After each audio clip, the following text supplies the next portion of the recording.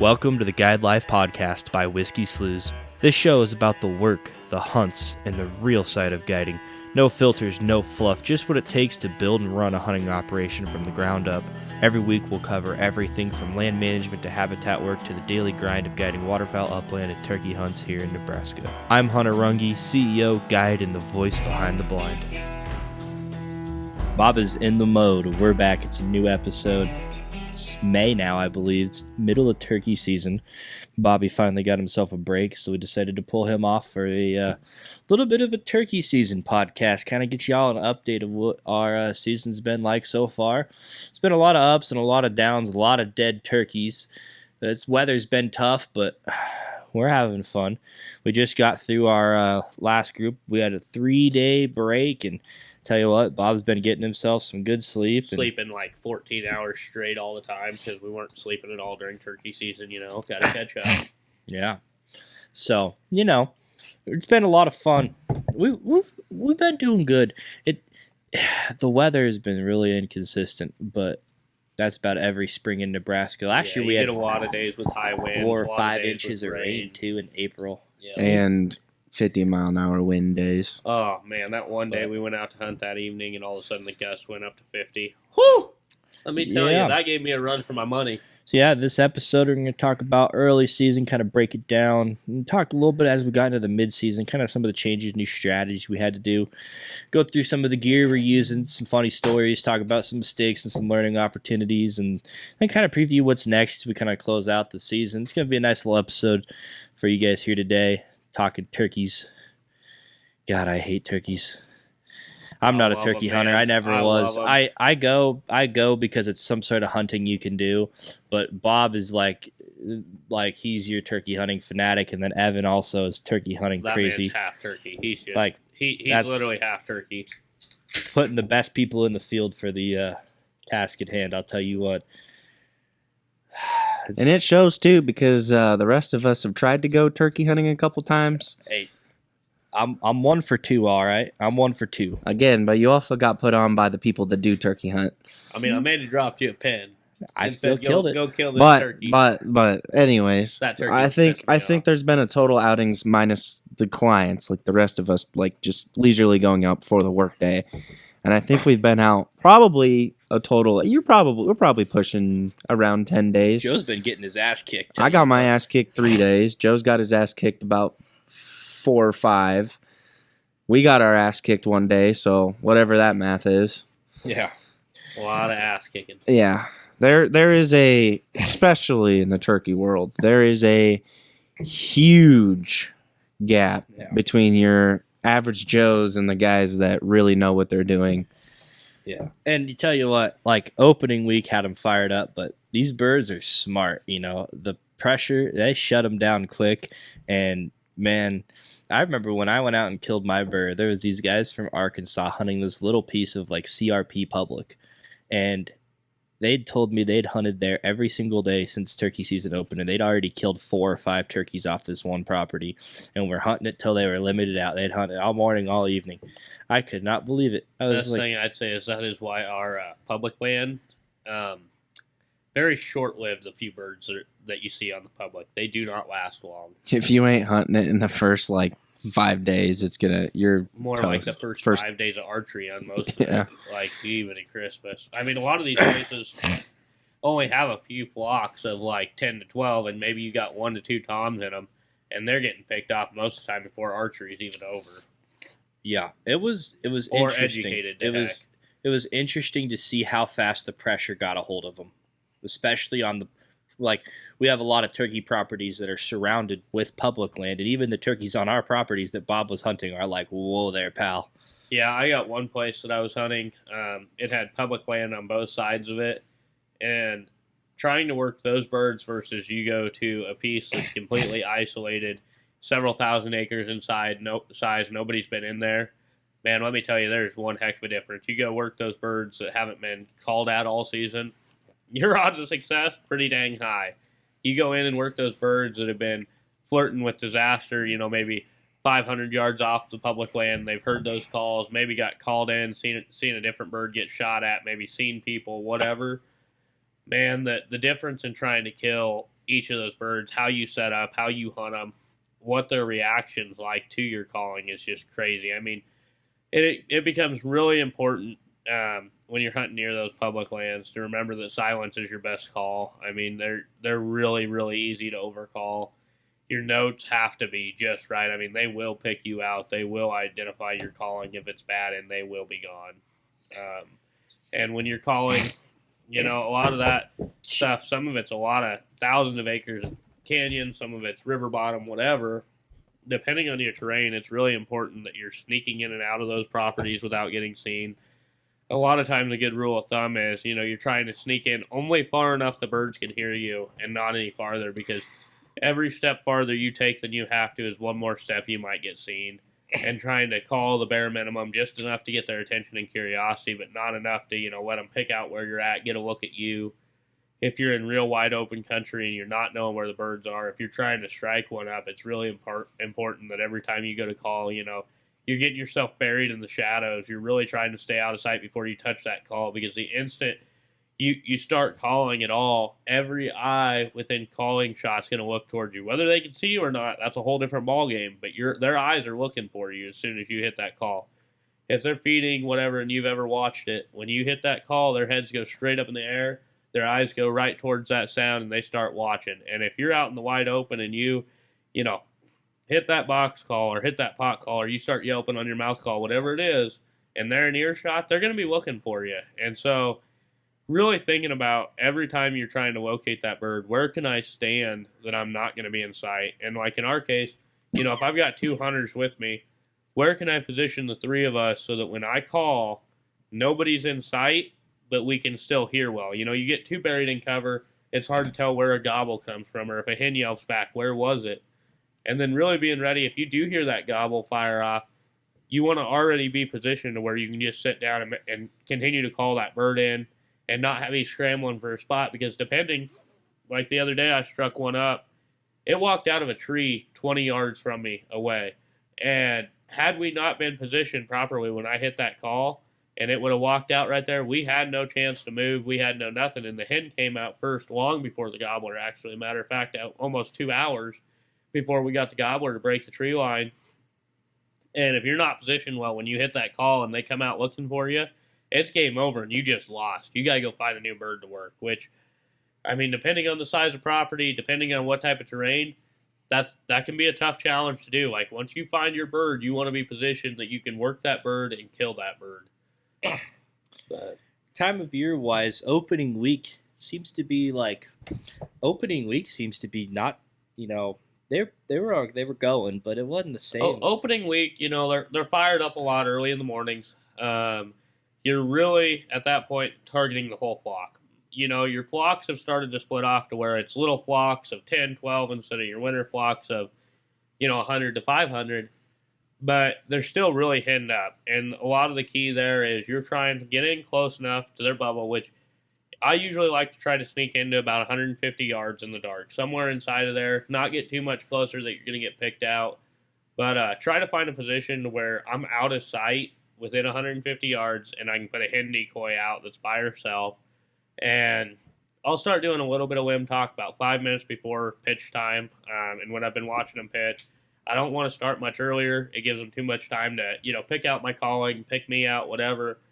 But start getting that hen pissed off on that limb. And as soon as they pitch down, one of the big things that's real successful is making fly down noises, whether you're doing the fly down cackle, whether you're doing wing beats with your hat, whatever, sounding like a hen that just pitched down, and then getting really quiet. And when they get off that limb and you've got that hen mad, she's now going, where'd that hen go? Like, I want to go pick a fight with this hen, but where is she? And they come in curious, and they'll bring that tom with them every time. And so early in the season, that's really high success rate right off the limb. I mean, it's pretty often you're going to tag your bird before 8:30, because once they come off that limb, you're in the money or you're not. And more often than not, if you play your cards right, you're going to be in the money. But it definitely happens. I mean, you go in there like that, you get busted in the dark, sneaking in, it's game over. I mean, you're not going to get a shot at these birds if you try to get too close. It goes back to the the principle of get close enough to get in their bubble, don't get so close you get seen, and really holding still. I mean, if you're not holding still, if you're not, trying to stay out of sight, you're going to get busted right away, especially if you're close enough to the roost where they can see you out of the tree. We had one group, the birds pitched down, came in right off a string, but they wouldn't cross the fence at about 80 yards. And so, we had to sneak around, make a little bit of a play, adjust where we were at, use the terrain, call a little bit, got a shot at like 30 yards.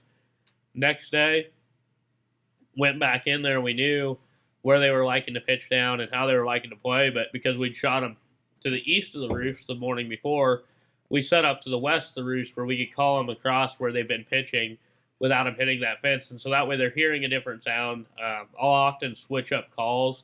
If I'm using a pot call the day before, I'm either going to switch what brand of pot call I'm using, what type of striker, what type of material, or I'm going to switch to, a box call in combination with finishing them with a mouth call or whatever, and try to hit them with a totally different sound that they're not used to, and really vary up my cadences, but try to call them off that field to where they don't have to cross fences, or try to call them from that pitch zone to where they don't have to make a height terrain. I mean, really using like Onyx and watching your topographical lines and making sure that, if they're at 2,080 feet or whatever, you're following that line around and you're set up at 2,080 feet. You don't want to be set up at, 2,120 feet and be 40 foot above them and trying to call them up that hill if you don't have to. But you really don't want to be down below them calling them down. I mean, it's a lot easier to call them up than call them down, but you're best if you can stay on that height line. You can watch to make sure there's no land barriers, make sure there's nothing in between you that they're going to get caught up on, no creeks, no hills, no fences, and just call them straight across. So it's really important when you're planning out your hunt not to only think about how am I going to sneak into this 150-yard bubble and get set up, but also where have they been pitching to the last few days, and how can I call them from that position to where I am without them crossing any barriers. And so, like, when you're hunting them in that early season, that's your main go-to tactic is you're trying to kill them right off that roost, but really overthinking the planning and preparation. And, I mean, if you've got a full moon, don't be scared to sneak in there 2 hours early and get set up and just wait, because those full moons, you make too much noise and you wake a bird up, they can see for miles. I mean, you got to really watch where you're going. Weather does some weird. I mean, it does some weird shit to every bird, wildlife in general. But hell, even that night I went scouting with you. It was like a really nice, warm, hot day, honestly. And then all of a sudden, this like front came through, and it got pretty cold. Like it got cold, windy, rainy, dark. Those birds were up in the trees roosted. Like yeah, they roosted. Earliest I'd seen them get. They roosted. It was like an hour early. Oh, at least an hour. It might have been an hour 15 before like light even hit. Yeah, and the crazy part about that is, and that goes back to too, when you're trying to find those early season flocks like that, crow calls, owl calls, goose calls, peacock calls, whatever you're using to locate birds are great and all. But you get weather like that, like Sam's talking, and we specifically took out extra scouts that night because we were a little worried about how roosting was going to go. But man, we caught them in binoculars jumping up into a tree, and had we not had an idea of the general region they were roosting in, we would have never found them with a locator call because they would not make a sound that night because of the weather. And it was just completely silent. We caught every roost just strictly from using binoculars and our knowledge of the land. And a big thing is, I'd say when you're really looking for those roosts that make that early season key is when you go in there to find your roost, you go in midday and you mark pins of, hey, all of these trees look like they could be good roost trees. And then you put notes, this one had a lot of poop under it, this one didn't have as much poop under it, whatever. And which one had feathers. Feathers are a really good sign they've been there real recent. Same with looking at the age of the poop you're finding.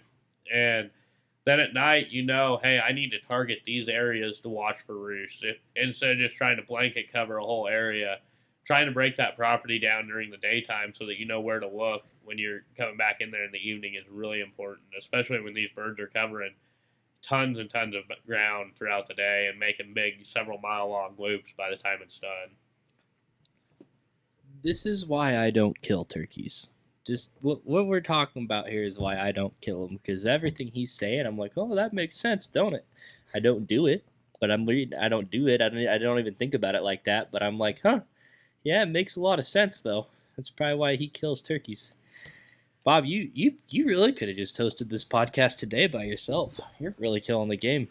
Let me tell you, I love chasing turkeys, and You're I'm mad fired at up. 'em. I am real mad at them right now. I mean, we're getting into the middle of the season. Things are starting to shift a lot.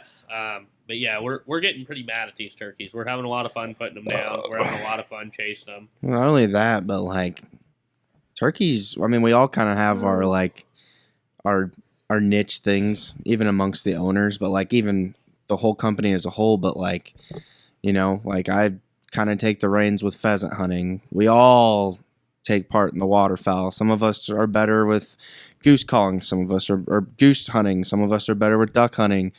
Turkeys, that's finally like your space to get out and do it. Because like, I mean, shit, in the fall you're scouting more than you're hunting. Yeah, You're I doing spend a lot stuff of around time the lodge. scouting. Now, like turkey hunting's your time to shine, where hunt the rest of literally us sit almost back. every day of season. I Yeah. get pretty fired up. Like right now is probably one of the most exciting parts of turkey season. Toms are starting to really get lonely. The hens are going to sit on nests. The toms aren't henned up as much. They're starting to fire off hot and heavy. The other day I got one fired up, and 5 jakes came in, and one tom just came real pissed off in. Or the other day we had 12 toms come flying over our heads. It was crazy. But big thing to note there is we've really changed how we're hunting them as we get into this mid-season area. We're going from, trying to really target the roost to, we're going to start off the morning off a roost. But most of the time, your gobbler is going to leave with 2 or 3 hens.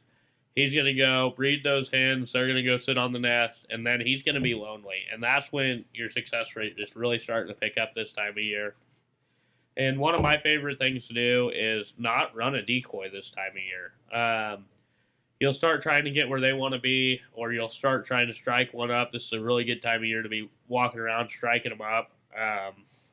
But when they come in, these birds, whether it's pressure or whether it's just wary, like especially with the Jake decoys, you'll see the toms look at them and they'll hang up a ways out there. They've got their ass kicked one too many times. A lot of times if you find a subordinate, and just no decoy, just hen calling. Their curiosity just freaking kills them. They'll walk right up to you at 5 yards, walking circles around you, trying to locate you.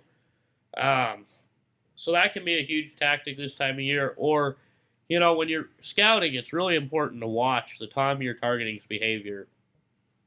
If you're targeting a big old tom that's been running every other tom off, all the subordinates, it's been kicking all the jakes' asses, okay, I have a big old boss tom that likes to strut every day at this time in this spot. That's when you want to break out your Jake decoy this time of year and put it, whether you're breeding a hen, whether you're set up with a feeding hen and a Jake decoy or a strutter, whatever, you want to get right in the middle of his freaking strut zone and just be there waiting for him. And you will piss that bird off to no end, and he will come in fired up. And it can be a real easy way to get a bird on the ground. But the downside of that is there's also a lot of subordinates that have got their ass kicked time and time again this time of year.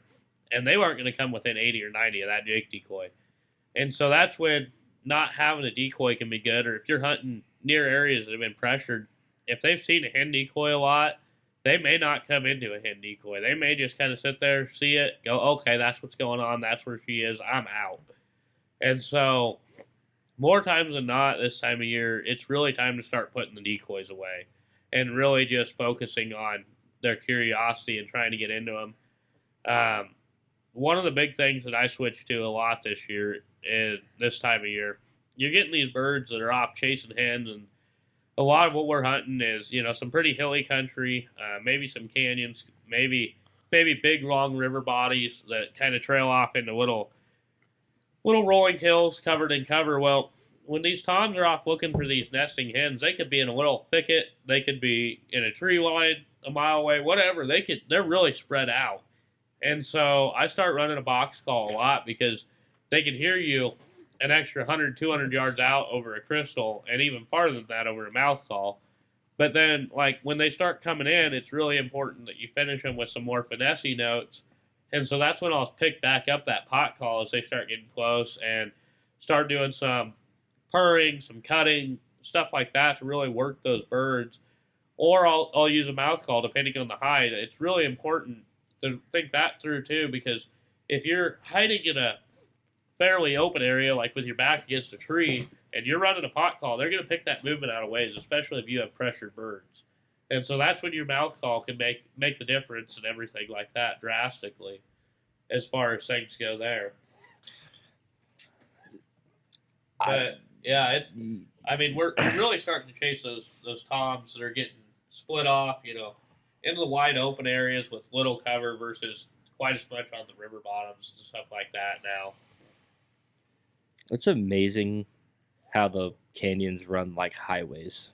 Oh, it is. I mean, one of my biggest things that like he's talking is you can find a big canyon that connects a lot of cover, or a tree line that runs through a lot of cover. But if you can find one sort of terrain that they like to travel the edge of, or that big canyon, or something, even a lot of times just a literal road through a pasture, and you can set up on that where you can call and they can hear you for 500-600 yards.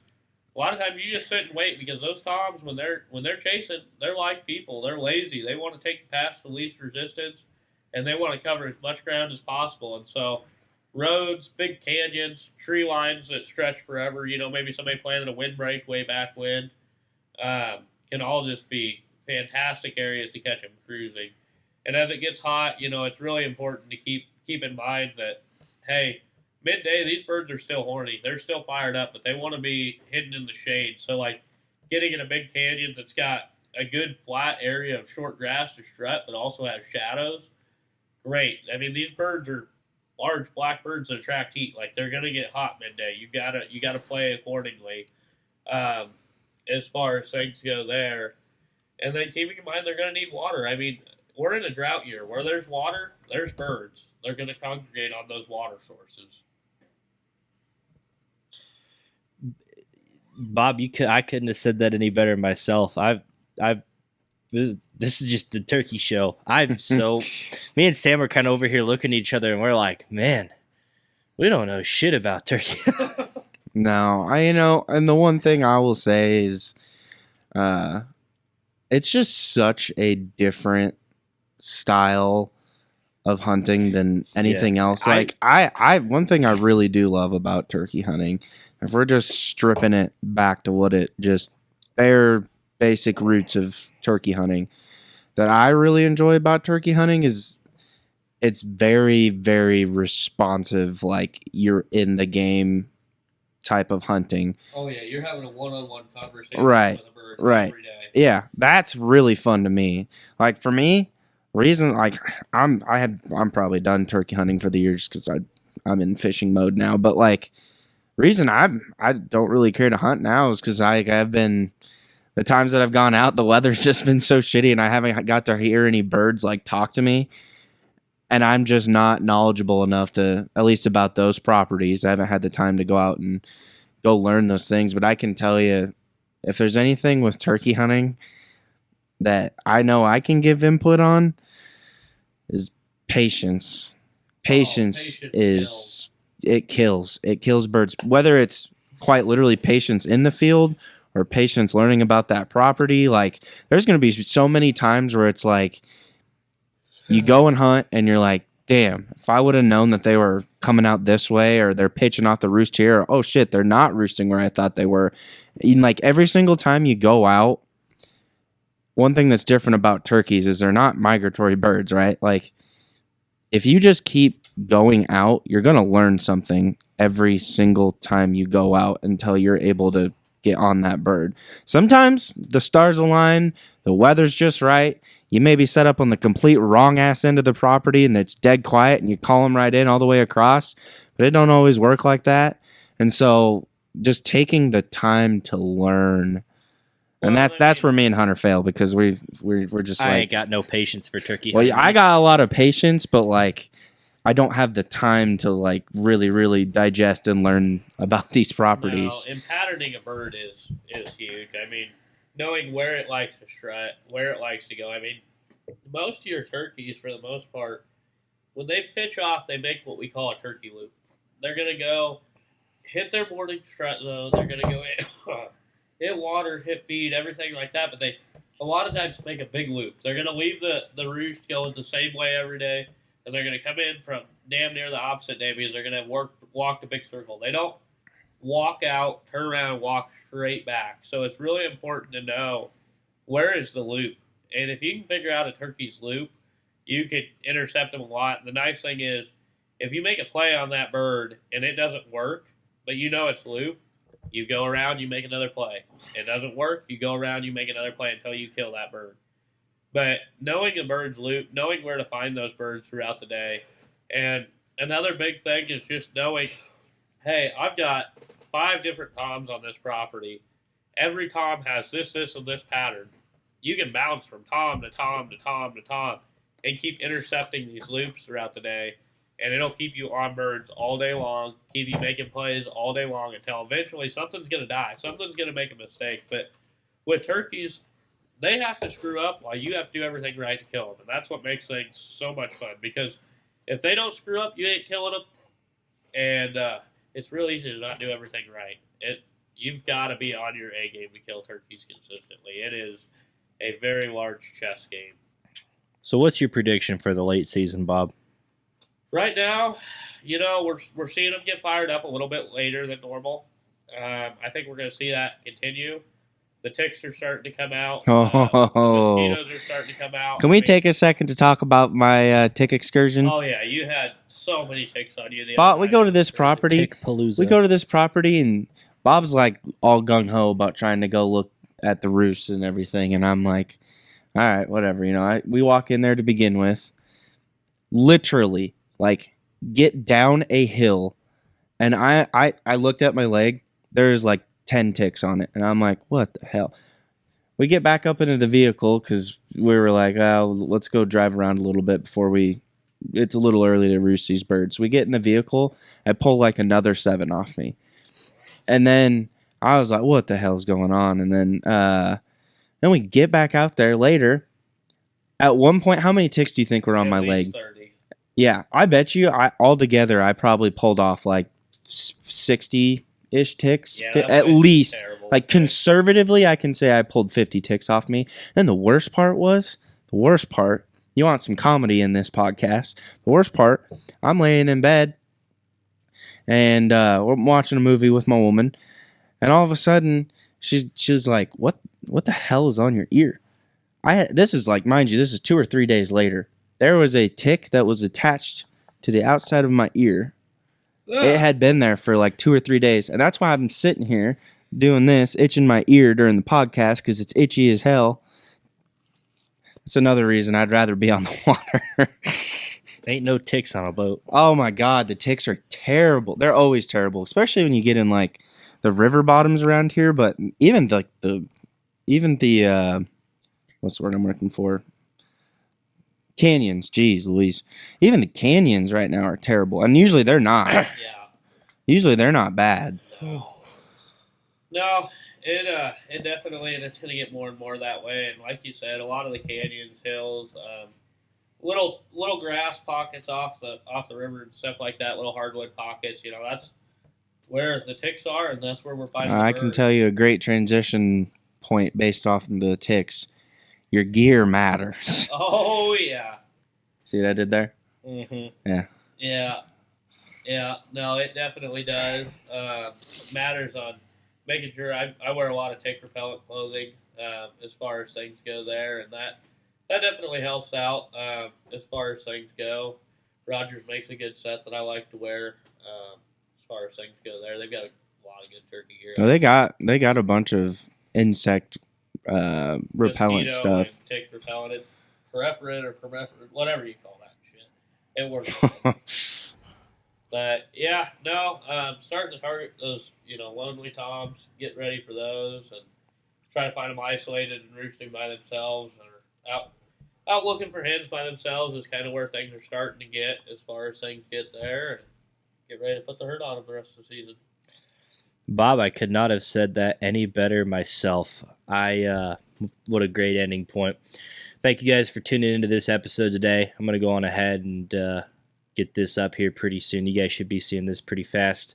You want to book a hunt, Grant, 308-224-7289. Give him a call. He'll answer any questions you have. If you want to check us out on socials, it's going to be at Whiskey Sloughs at everything. Subscribe to the YouTube channel if you haven't already.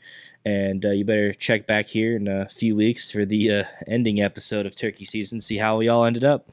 We'll catch y'all later.